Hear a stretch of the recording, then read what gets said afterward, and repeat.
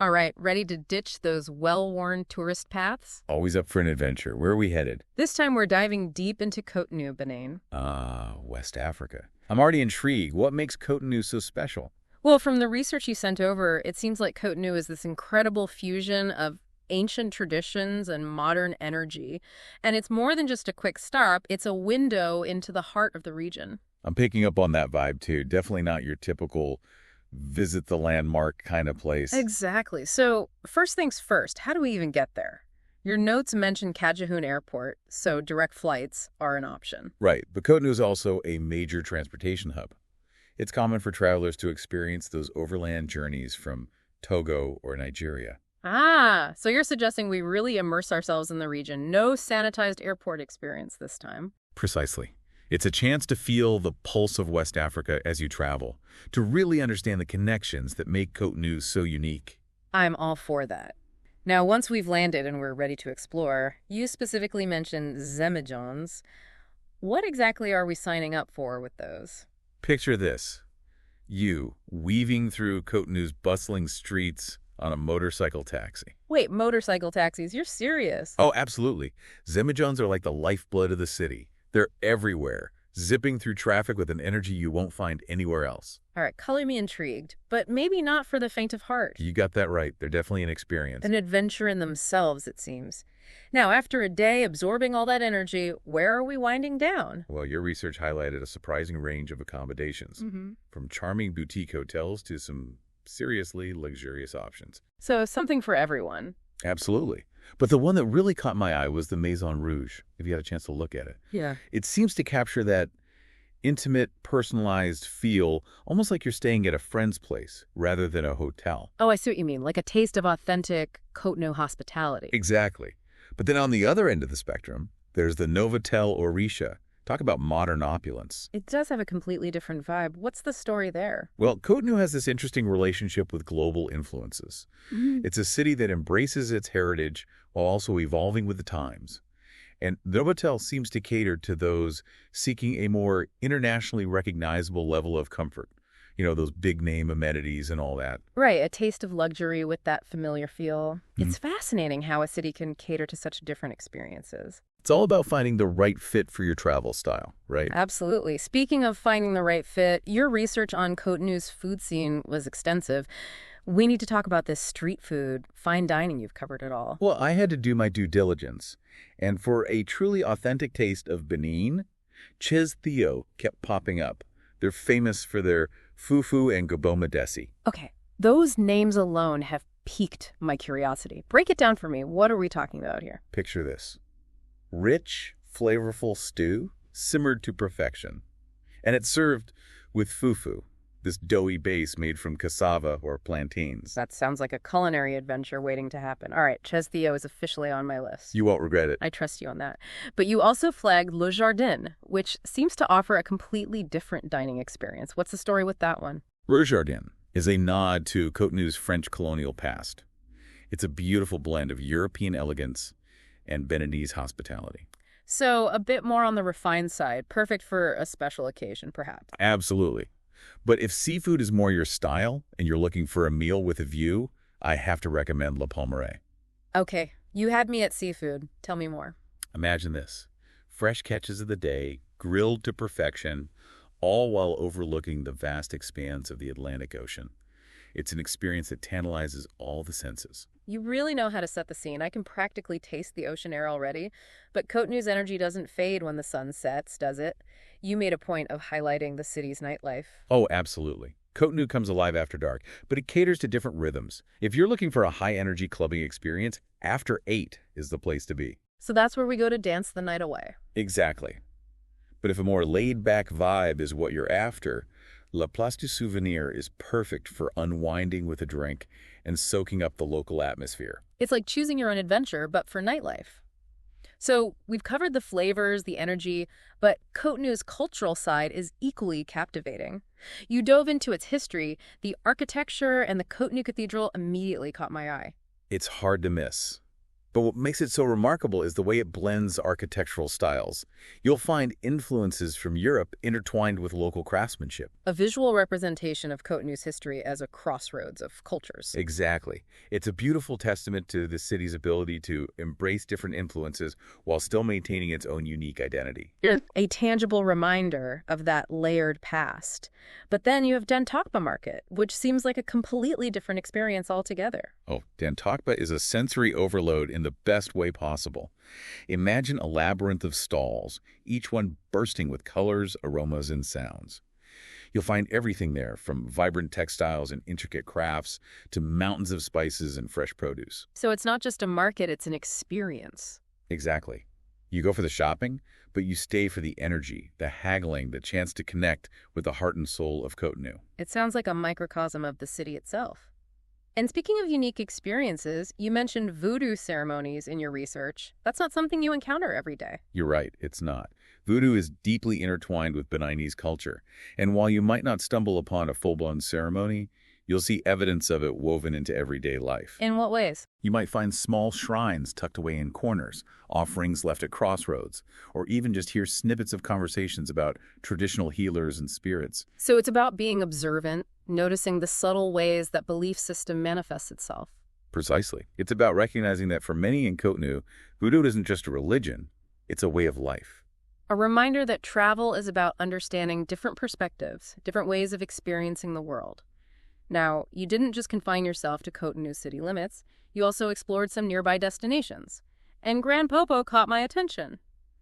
Grand Popo, it sounds familiar, but refresh my memory. What's the draw there? Honestly, it was the contrast with Cotonou that hooked me. We've talked about the city's energy, but Grand Popo offers a different pace entirely. Like your research mentioned, tranquil beaches, a sense of serenity that's hard to come by in the city. Ah, I see what you mean. A chance to catch your breath after all that sensory overload. So it's a quick trip to the coast for some peace and quiet. On the surface, yeah.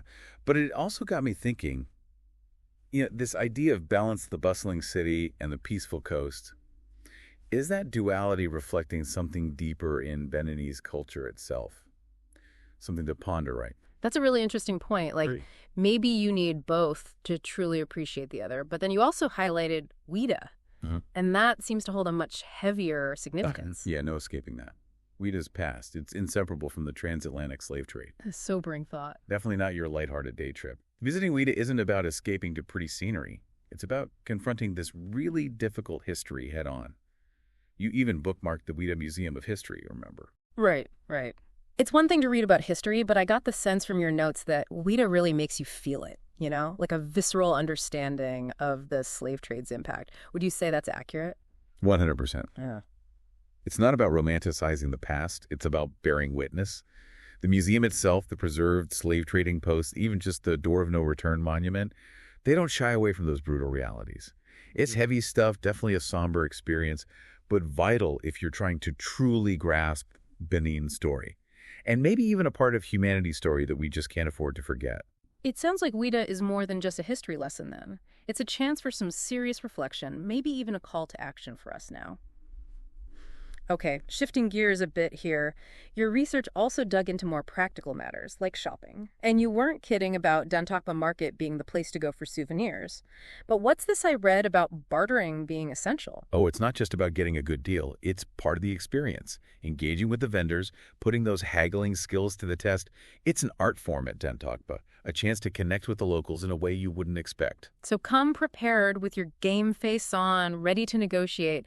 But more importantly, come prepared to really engage with that marketplace culture. That's a great tip.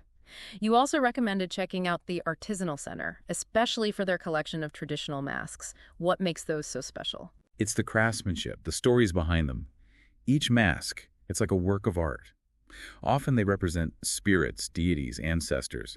They're more than just souvenirs. They're tangible links to this deep spiritual and artistic heritage of Benin. I can picture it now. The detail, the colors, each one totally unique. It's like bringing home a piece of Cotonou's soul, even if that sounds cheesy. Not cheesy at all. It's that feeling, that connection, right? That's what makes travel so enriching. Okay, but on a more practical note, you were really thorough about the whole health and safety aspect too. even flagging some specific concerns based on what you found. Yeah, because as exciting as it is to get caught up in a new place, staying safe and healthy is paramount, right? So what stood out to you on that front? Well, generally speaking, Cotonou is considered pretty safe. But your research was right to emphasize being cautious, especially at night. Simple things, really sticking to well-lit areas, opting for taxis instead of walking alone, those precautions make a world of difference. Common sense goes a long way. But you also made a point of mentioning vaccinations. Yellow fever in particular, right? It's not just a recommendation. Often it's required to even enter the country. And then there's mosquitoes to think about. Malaria prevention is key here. Talking to your doctor about the right prophylaxis beforehand is absolutely essential. It's all about being proactive, not letting those concerns overshadow the trip, but being prepared so you can travel safely and responsibly. Okay, but moving beyond the logistics, I found your notes on language and culture really fascinating. French seemed to be the common thread, but you went deeper into the nuances of communication there. It's about going beyond those surface-level interactions. Yeah, French is widely spoken, especially in touristy areas, but even knowing a few basic phrases in the local languages can make a huge difference. It's a gesture of respect, isn't it? Shows you're making an effort to engage with their culture on their terms. Exactly. It's those small things that often lead to the most genuine connections. And speaking of connections, your research on Cotonou's Voodoo traditions really piqued my interest. I know, right? It's not every day you hear about a place so deeply rooted in a spiritual practice that's so often misunderstood. What insights did you find in your research? Honestly, it highlighted just how important it is to approach this aspect of Benin's culture with sensitivity and respect. Voodoo, it's deeply woven into their lives, influencing everything from their music and dance to their healing practices and social customs. So it's not about seeking out the sensationalized stuff you see in movies. It's about understanding voodoo as this complex and nuanced belief system. 100%. And you might not witness a full-blown ceremony, but just observing the shrines, the offerings, the subtle ways it shows up in daily life, it gives you a glimpse into a side of Cotonou most tourists never see. A reminder that travel is about so much more than ticking off landmarks on a list, right? It's about opening yourself up to different perspectives, even if they challenge your preconceived notions. Now, as we start to wrap up our deep dive into Cotonou, I have to ask, after all your research, what was the one thing that truly resonated with you? You know, it's funny, I went into this deep dive thinking about Cotonou's contrast, the old and the new, the energy and the peace. But what really stuck with me is how effortlessly it all blends together. It's that dynamism, right? Like a city that's constantly evolving, yet deeply rooted in its traditions. Exactly. It's a place that defies easy categorization. It makes you think, challenges your assumptions, and leaves you feeling like you've only just scratched the surface, even after all this research. It definitely sounds like you've uncovered a destination that's about so much more than just sightseeing. It's about experiencing a culture in all its complexities. Absolutely. Cotonou is the kind of place that stays with you long after you've left. So for our listener out there, the one who's inspired to have their own Cotonou adventure, what's the one piece of advice you'd give them? The thing they should pack, besides their bags, of course. Honestly, pack a healthy dose of curiosity. I like that. Cotonou rewards those who are willing to go beyond the guidebook, Strike up conversations with locals, maybe get a little lost in the maze of Dan Tokpa Market. Say yes to those unexpected detours. Precisely. Those are often the moments that become the most vivid memories. Trust me, Cotonou will provide plenty of stories. Stories woven from the sights, the sounds, the flavors. It's those interactions, those serendipitous encounters that truly make a journey unique. Beautifully said. So, to our listener, as you finalize those Cotonou plans, remember to leave a little room for spontaneity. Embrace those unscripted moments. That's where the real magic happens. Couldn't agree more. Safe travels, and may your Cotonou experience be filled with wonder and discovery. And to everyone else listening, we'll be back soon with another deep dive, uncovering more hidden gems and unexpected stories from around the world. Until then, keep exploring.